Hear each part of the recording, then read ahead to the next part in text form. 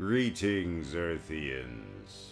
It is time once again to turn your mental energies toward the infinity of the speed of thought. Travel beyond the edge of the known into the realm of weird science fantasy.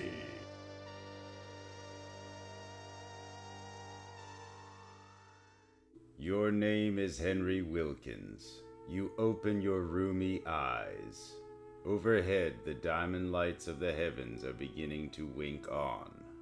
You've fallen asleep on the job again, and now you've got to hurry to make up the hour you've lost. The nights are cold this time of year, and your blood runs thin in your veins. But even so, your tired heart beats a little faster, and you get that warmish feeling when you turn at the distant roar to look up at the rocket. Dreams die hard, don't they, Henry?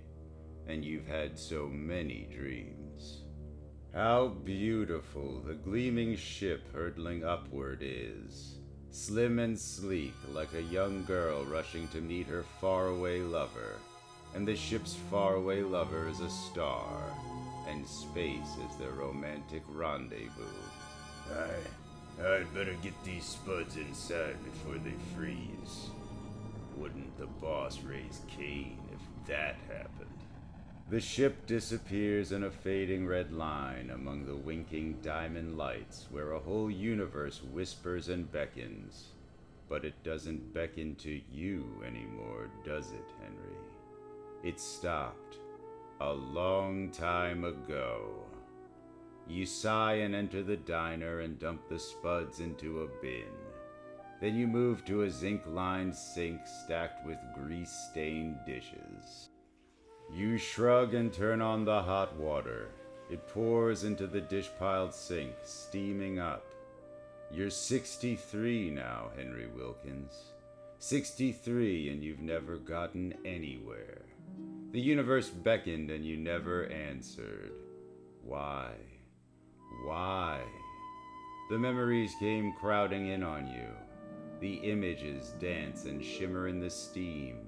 The face, you, as a boy, listening to the beckoning stars. Venus? Pooh! When I grow up, I'm gonna volunteer to go to Alpha Centauri. That's real far. You see the other boys now, Henry. Your childhood friends, dreaming about faraway worlds in space. Alpha Cent... I bet you don't even know what that place is, Henry Wilkins. I do too. It's a star. The nearest star. I read about it. Yes, you read when you were a boy, Henry. Read all about the stuff that dreams were made of. For that's when you first started to dream, wasn't it, Henry? When you were a boy.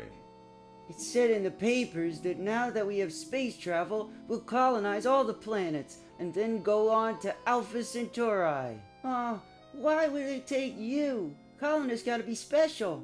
My father says they gotta be able to do things. Remember what you said, Henry? Remember the determination in your voice? Look at the face in the steam, Henry. Your face, as a boy. Listen to the words. I'll do things. You just wait and see. I'll be special. What happened, Henry? What happened to the dream? The others went on to their dreams. Phil was captain of a space freighter. Dave had been lost on the third expedition to Pluto. What happened to your dream, Henry? Henry, please don't talk about those things. When you talk like that about space, it gives me goosebumps. You don't love me. That's the trouble. But I do, Ellie, I do. Was it Ellie, Henry? Did she sidetrack your dream? No, you don't. If you loved me, you'd want to marry me. You'd find a job right here. I won't wait forever. I won't. All right, Ellie, if that's what you want. I suppose I could go to school nights and work days. But someday, Ellie, someday I've got to go. It's like a fire burning inside me, as if something up there keeps tugging at me. You understand, don't you? Of course, I understand. But first, you will get that job, won't you? So you'd gotten that job, and the dream had waited. Hey you, snap out of it. We need those dishes today, not next week. You'd done your best, but after a while the steam seemed to have sapped something out of you. You'd quit school. That was Ellie's doing. Stars, planets, what do I care about the stars? I'm sick of listening to you whine. Other men buy their wives nice things, but not you. Oh no, all you can do is hope. You dishwasher. If you were half a man, you'd find a way to get us out of this rat trap. Ellie, Ellie, don't you Ellie me. You're a jellyfish. There must be something you can do beside wash dishes. At least you can try. All right, Ellie. We'll head west. Maybe things will break better there. All right, Ellie. The words had become automatic, eventually a conditioned reflex.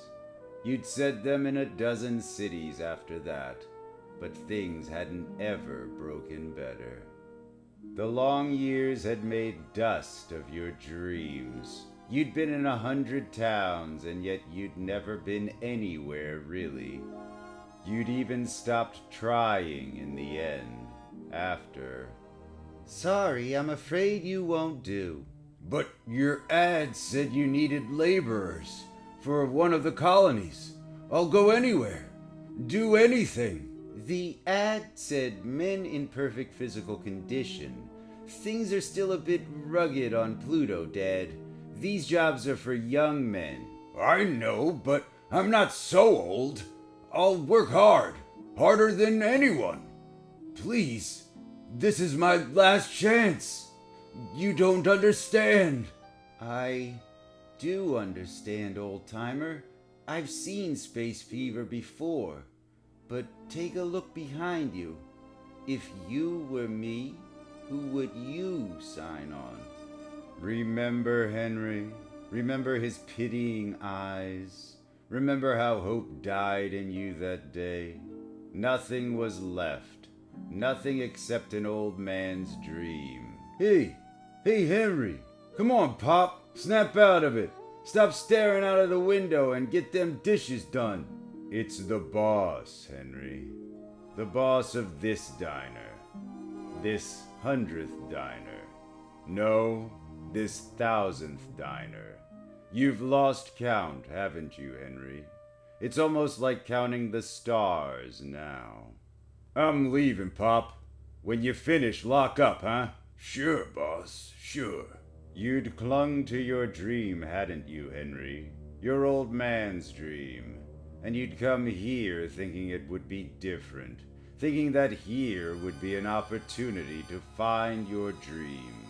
But it was just like in all the other places, wasn't it? Just another hamburger joint. The stars, Henry, the stars beckon. You wipe your hands, pale and wrinkled from groping in oceans of soapy water. You glance at the thermometer outside.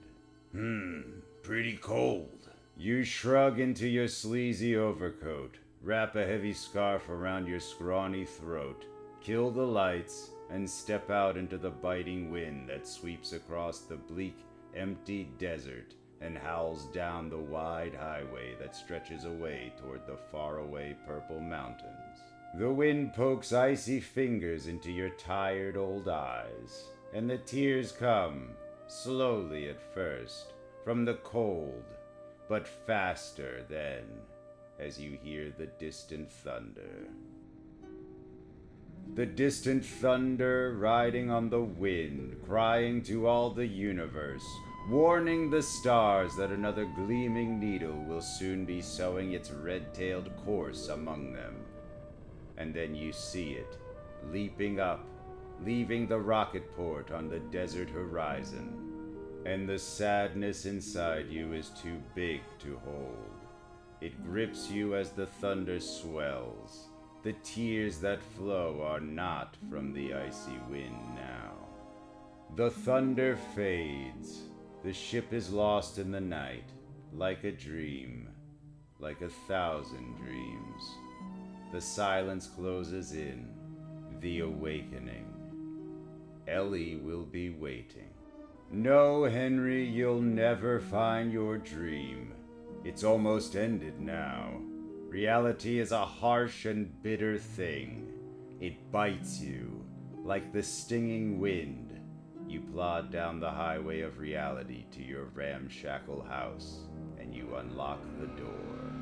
So, you finally got home. It's about time. You stand in the doorway, staring at Ellie. Fat, sloppy, gray, old. Like that faded old dream. Well, don't just stand there. Shut the door. Do you want me to freeze? It's the same, always the same, wherever you've been. 1,000 cities, 1,000 steaming, greasy sinks. And here, even here, it's the same. It will always be the same wherever you go, Henry. Come on to bed, Henry. It's late. All right, Ellie. Yes, the dream is ended, Henry. You shut the door. You don't look up. Why should you look up? You've seen Deimos and Phobos so many times before. You pay no attention to the 2 moons overhead. A man doesn't after the first few months. After the novelty of being on Mars has worn off. Once again, we return you to your pre-scheduled mundanity.